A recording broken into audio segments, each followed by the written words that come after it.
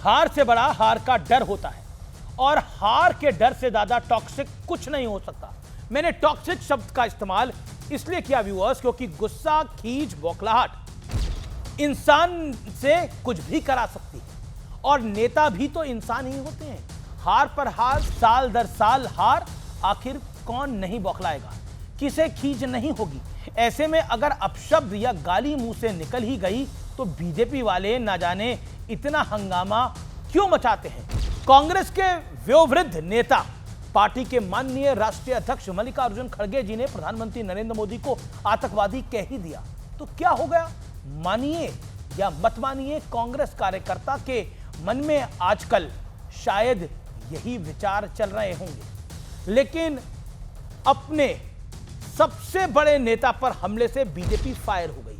उन्होंने कांग्रेस के उन नेताओं की तस्वीरें शेयर की जिन्होंने कभी ना कभी असली आतंकवादियों के नाम बड़े ही सम्मान के साथ लिए थे। जैसे एक बार राहुल गांधी ने मसूद अजहर जी कहा था, दिग्विजय सिंह जी ने हाफिज सईद साहब कहा था, रणदीप सुरजेवाला ने अफजल गुरु जी कहा था, उपराष्ट्रपति सीपी राधाकृष्णन ने कहा मल्लिकार्जुन खड़गे आतंकियों और आतंकियों के लिए आतंक का प्राय के बीच अंतर नहीं कर पाते हैं। यानी वो कह रहे हैं कि कांग्रेस के लोग आतंकियों के नाम के सामने तो जी लगाते रहे, लेकिन देश के चुने हुए प्रधानमंत्री नरेंद्र मोदी को आतंकवादी बता रहे हैं। वो मोदी जिनके आने के बाद से आतंकियों के मन में भी आतंक का माहौल है। लेकिन सवाल है, मल्लिकार्जुन खड़गे ने ऐसा बयान आखिर दिया ही क्यों। आलोचना के हजारों तरीके हो सकते हैं व्यूअर्स, आलोचना अब शब्दों में क्यों बदली। यकीन मानिए, जिस दिन विपक्षी दलों को यह बात समझ आ जाएगी उस दिन उन्हें यह भी समझ आ जाएगा कि देश की जनता ऐसी भाषा और प्रधानमंत्री मोदी पर ऐसे हमले कतई पसंद नहीं करती। How this AIDMK people who themselves put the photo of Annadurai and the party itself is Annadurai, how can they join with Modi, who is a terrorist?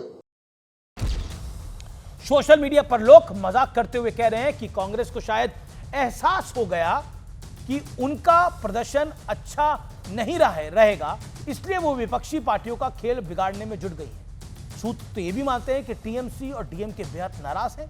हालांकि बाद में मल्लिकार्जुन खड़गे ने इसको रफू जरूर करने का प्रयास किया, सफाई देते हुए कहा मेरा मतलब आतंकवादी शब्द से नहीं था, मैं कहना चाहता था मोदी लोगों को, विपक्षी दलों को आतंकित यानी टेरराइज करते हैं।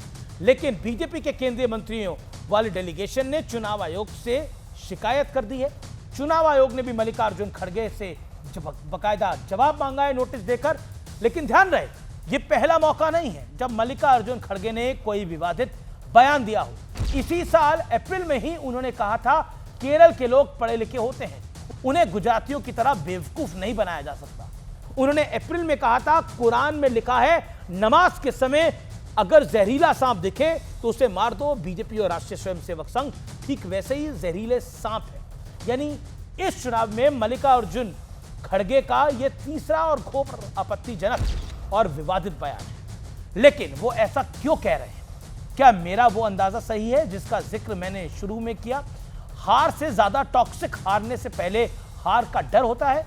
खड़गे जी की उम्र 80 के पार हो चुकी है, वो बहुत अनुभवी हैं, एक्सपीरियंस्ड हैं। क्या वो भविष्य की किसी आशंका से परेशान होकर ऐसे बयान दे रहे हैं? क्या इन बयानों को नतीजों से पहले कांग्रेस का सरेंडर कहा जा सकता है या कहना चाहिए? आपका दर्शकों क्या विचार है, जरूर शेयर कीजिएगा। लेकिन क्या खड़गे जी के विचार से आप सहमत हैं? इस पे भी राय जरूर दीजिएगा।